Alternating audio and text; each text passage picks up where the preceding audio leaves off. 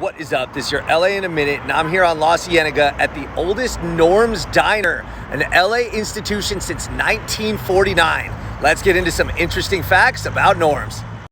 Norm's founder Norman Roybark was LA through and through. Born to Russian immigrants in 1909, he attended Los Angeles High School where he waited tables, and then he followed his brother into the used car business where he eventually worked 70 hours a week to help support his family. Norm's hustle and dedication paid off as he was successful in the used car business, eventually owning his own dealership, and then another on the corner of Sunset and Vine, which became something special in LA lore.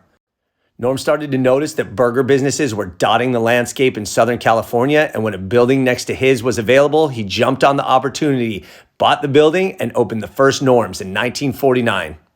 Norm had a knack for attracting crowds to his car dealerships, and he applied his expertise to the new venture. Armette and Davis were known for their distinctive restaurant designs, and he hired them to design the next Norm's. The architects, who had been designing the restaurant since 1947, said these animated neon pennants over the Norm sign were reminiscent of the pennants that once flew over Roybark's used car dealerships.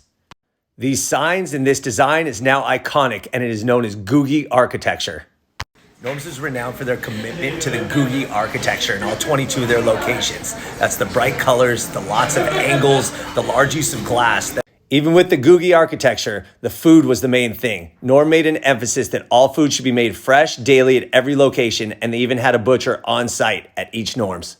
In fact, historian Alan Hess described Norm's as places where George Jetson and Fred Flintstone could meet over a cup of coffee.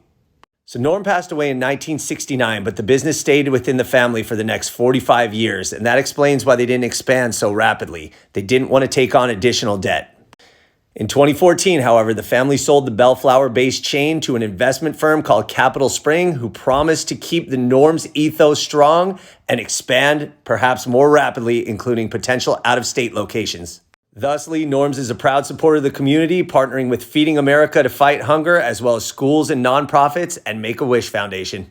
Throughout its time as an LA icon, Norm's has been featured in a bunch of pop culture, including Ed Ruscha's Norm's on Fire in 1964, as well as an episode of Comedians in Cars Getting Coffee with Jerry Seinfeld and Carl Reiner.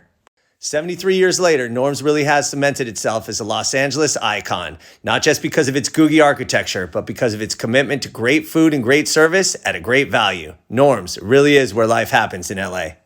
Also, do not forget to order the delicious buttermilk hotcakes, which are still using the same recipe they used 73 years ago. All right, LA, it's been a minute.